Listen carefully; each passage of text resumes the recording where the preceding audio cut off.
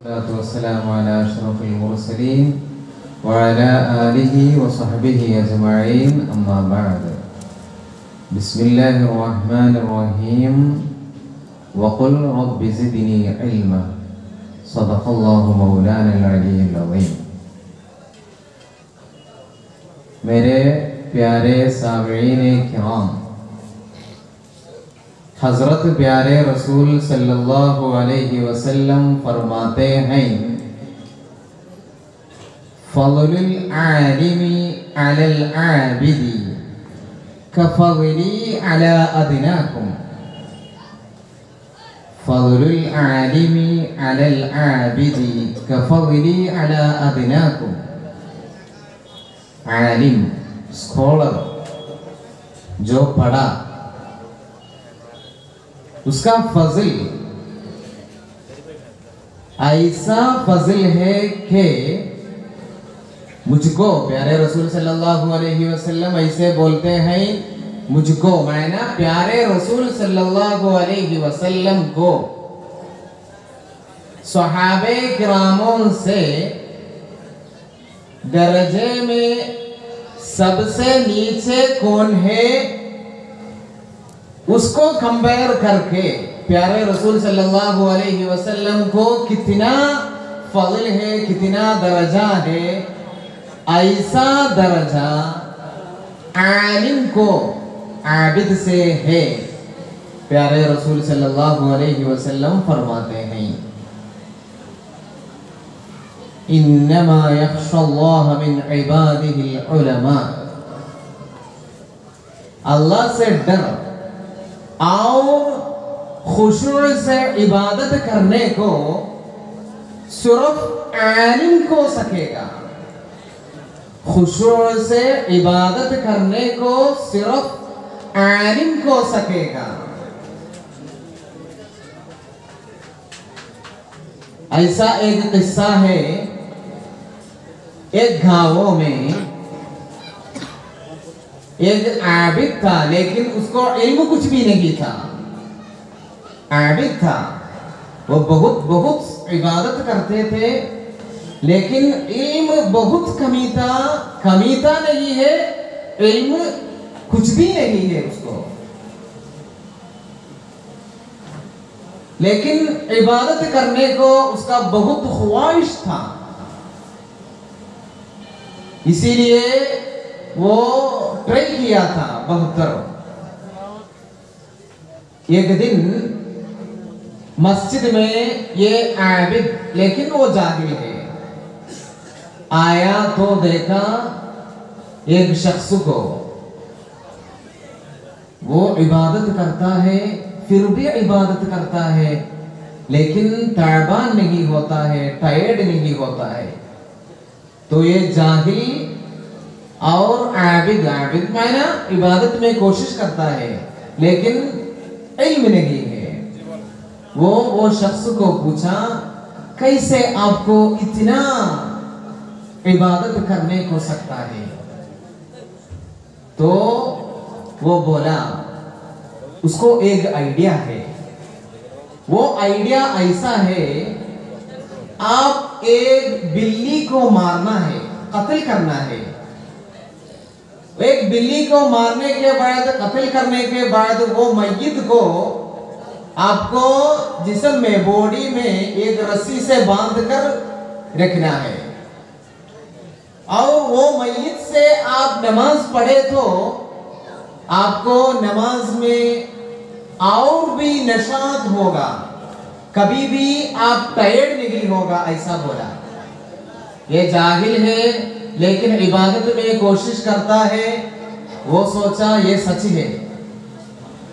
वो एक बिल्ली को मारा और रस्सी से वो बांध कर अपने बॉडी पे रखा, और फिर नमाज पढ़ना शुरू किया, और भी नमाज पढ़ा, लेकिन इल्म नहीं थे, इसलिए उसका इबादत कबूल नहीं हुआ। और ऐसा एक सजेशन दिया, वो शैतान भी था। शैतान उसको जलालत में डालने के लिए ऐसा एक सजेशन दिया। मेरे सामिईन किराम, इल्म नहीं है तो शैतान को हमें जलालत में डालने को आसान से सकेगा। तो हम शैतान से बचना है। शैतान से हमको बचने को सिर्फ इल्म से सकेगा, सिर्फ इल्म से सकेगा। और प्यारे रसूल सल्लल्लाहु अलैहि वसल्लम फरमाते हैं, अल इल्मु हयातुल इस्लाम, इल्म वही है इस्लाम की जिंदगी, इल्म की हयात, ईमान की रूह। हम मोमिन हैं, मुसलमान हैं, हमें रूह होने को, हयात होने को, जिंदगी होने को हमें इल्म होना है। आप सोचो, एक शेर है लेकिन उसमें रूह नहीं है तो किसी को डर होगा? होगा? बिल्कुल नहीं होगा। एक शेर को हम कब डरेगा? उसको रूह है तो हम मुसलमान, हमको आइडेंटिटी मिलने को हमको इल्म होना है, इल्म होना है। वो ज़माने में मुअज़्ज़ज़ थे मुसलमान होकर, वो ज़माने में मुअज़्ज़ज़ थे मुसलमान होकर, आज हम खार हुए तारिके कुरान होकर। मेरे सामईन किराम, कुरान को पकड़ना है, इल्म को पकड़ना है। इल्म का ज़ियादत के लिए हमको कितना सकेगा इतना हम कोशिश करना है, और हमारा सब मदद और सहारा इल्म की मैदान में हम देना है। अल्लाह तौफीक दे। सिर्फ यही है रिक्वेस्ट आप लोगों, हमें भी, आप लोगों जैसे मुत्तक़ियों हमको भी आप लोगों को दुआ में याद कीजिए। आखिर दावाहुम अनिल हम्दुलिल्लाह वस्सलामु अलैकुम व रहमतुल्लाहि व बाराकातुहू।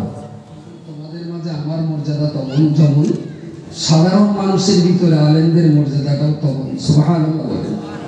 দ্বিতীয় একটা কথা বলেছেন যে একজন আবেদ বান্দা খুব ইবাদত করেন, খুব ইবাদত করেন কিন্তু ইলম নেই, জ্ঞান নেই, প্রচন্ড ইবাদত করেন কিন্তু তার জ্ঞান নেই। তাকে একদিন এক লোক এসে বললো, তুমি এক কাজ করো, তোমার ইবাদত কবুল হবে যদি তুমি একটা বিড়েল মেরে গলায় ঝুলিয়ে নামাজ পড়তে পারো। একটা বিড়েল মেরে গলায় ঝুলিয়ে যদি নামাজ পড়ো তোমার ইবাদত কবুল হবে।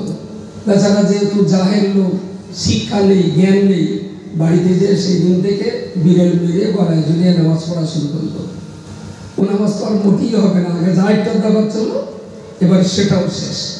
3 নম্বরে যেটা বলেছেন, যেদিন আমাদের ইলম ছিল, যেদিন আমাদের শিক্ষা ছিল, সেদিন আমরা অনেক সম্মানিত ছিলাম।